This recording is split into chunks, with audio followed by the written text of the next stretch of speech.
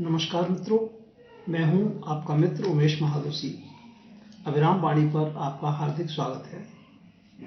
हम सब जानते हैं कि समकालीन लघु कथा आज साहित्य की केंद्रीय विधा बन चुकी है। व्यक्तिगत और संस्थागत दोनों ही स्तरों पर अनेक साहित्यकार लघु कथा की विकास यात्रा में योगदान कर रहे हैं। अत्यंत सुखद और सकारात्मक बात यह है कि मूल रूप से अन्य विधाओं में सृजनरत रचनाकार अपने अनुभवों, तकनीक और रचनात्मकता के साथ आज बड़ी संख्या में लघु कथा सृजन से जुड़ रहे हैं। इस तरह लघु कथा में नई पीढ़ी का बहुआयामी विस्तार हुआ है, जिसमें अन्य विधाओं के वरिष्ठ रचनाकारों के अनुभवों की संपत्ति भी शामिल है। समय के साथ लघु कथा के महत्व और आवश्यकता को समझते हुए ऐसे जिन लेखकों ने प्रमुखतः 21वीं सदी में लघु कथा को समृद्ध करने का काम किया है, उनका योगदान अलग से रेखांकित किया जा सकता है। ऐसे लेखकों सहित नई पीढ़ी के लघु कथाकारों की प्रतिनिधि लघु कथाओं को लेकर हम इस नई पीढ़ी की लघु कथाएं कार्यक्रम में अभिराम वाणी के मंच पर उपस्थित हैं। इस मंच पर सहभागिता दर्शाने वाले सभी सहयोगी मित्रों का स्वागत है, अभिनंदन है। इस कार्यक्रम में प्रत्येक रविवार को अधिकतम 2 लघु कथाएं प्रसारित की जाएंगी। इनमें प्रसारण हेतु सीधे प्राप्त लघु कथाओं के साथ हम अपनी अन्य योजनाओं में शामिल की गई कुछ लघु कथाओं का भी उपयोग करने का यथासंभव प्रयास करेंगे। अनूठी लघु कथाएं कार्यक्रम के स्थान पर नई पीढ़ी की लघु कथाएं कार्यक्रम अगली सूचना तक जारी रहेगा। नई पीढ़ी की लघु कथाओं के चयन में हमारा प्रयास रहेगा कि ये लघु कथाएं सामान्य पाठक की पसंद एवं समझ के अनुरूप हों। तो आइए हम आरंभ करते हैं कार्यक्रम नई पीढ़ी की लघु कथाएं। आज की प्रस्तुति में शामिल है नई पीढ़ी की एक प्रतिनिधि लघु कथा, जिसका शीर्षक है मुआवजा। श्री दीपक मशाल की इस लघु कथा का वाचन उमेश महादोशी मेरे द्वारा किया जा रहा है। अभिराम साहित्यिकी के अक्टूबर-दिसंबर 2015 अंक में यह लघु कथा शामिल की गई है। तो प्रस्तुत है श्री दीपक मशाल जी की लघु कथा मुआवजा।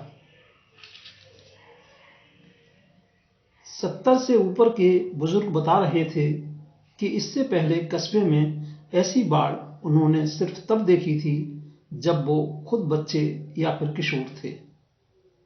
हफ्ते भर की मूसलाधार बारिश और नजदीकी बांध को कुछ स्वार्थी तत्वों द्वारा काट दिए जाने ने समूचे जिले को प्रलय का नमूना दिखा दिया था। पानी उतरा तो सरकार ने प्रतिनिधियों और अधिकारियों को नुकसान का अनुमान लगाने के काम में लगा दिया।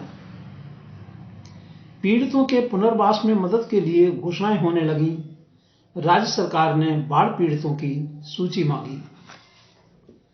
रातों रात सूची भी तैयार हो गई। अंतिम रूप देने के लिए लेखपालों को कुछ असली पीड़ितों के नाम दर्ज करने के लिए लगाया गया। अक्कड़ बक्कड़ बम्बे बोल के हिसाब से नाम दर्ज करके जब लेखपाल राहत शिविर से जाने लगा तो पीछे से नेक सिंह बंजारे ने गुहार लगाई, साहब हमों को नाम लिख लो। का नाम है? लेखपाल ने बेरुखी से पूछा। नेक सिंह, नुकसान सबई चलो गो साहब। 2 बकरियां चली गई, एक कुत्ता मर गयो, पहनबे ओढ़वे के सब उन्ना लत्ता बह गए, खटिया चूल्हो चौका बासन गुजारे खो कछु नहीं बचो।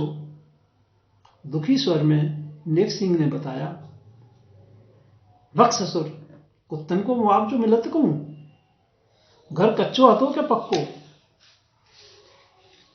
पड़ताल करते लेखपाल ने झिड़क कर सवाल किया। घर ना हतो मालिक, ऐसे ही गाड़ी पे बरसाती तान के काम चलाते। 3 साल से जई गांव में बसे बंजारे ने ब्यौरा दिया। फिर तुम्हें न मिल पाए जो मदद स्थायी निवासियों के लाने है। पैंट झाड़ते हुए लेखपाल ने असमर्थता जाहिर की। नेक सिंह रिड़ियाने लगा, दया करो साहब, बिल्कुल नहीं बर्बाद हो गए, खावे तक के लाले पड़े, अब तो कामू नैया करवे खो। अरे कर लीजिए लेखपाल साहब, गरीब आदमी है। साथ में चल रहे सिपाही ने सिफारिश लगाई। आप कहते हैं तो कर लेता हूं दीवान जी, वरना ठीक है जाओ कर लो नाम दर्ज। एक एक कर सिपाही और नेक सिंह से मुखातिब होते हुए लेखपाल बोला। नेक सिंह ने सिपाही और लेखपाल को कृतज्ञतापूर्वक दोनों हाथ जोड़े और आश्वस्त होकर चला गया। जब चोरी चकारी या राहजनी जैसे मामले नहीं सुलझ पाते तो प्रेशर कम करने के लिए गिरफ्तारी दिखाने में बड़े काम आते हैं ये बंजारे।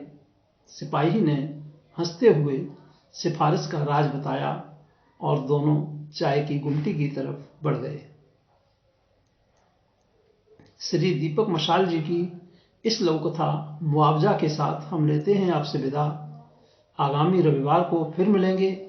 नई पीढ़ी की लघु कथाएं कार्यक्रम की श्रृंखला को आगे बढ़ाने के लिए आप अपनी नियमित योजनाओं में सफल हों, जीवन में भरपूर ऊर्जा और उत्साह से आनंदित रहें। हार्दिक शुभकामनाएं। नमस्कार मित्रों।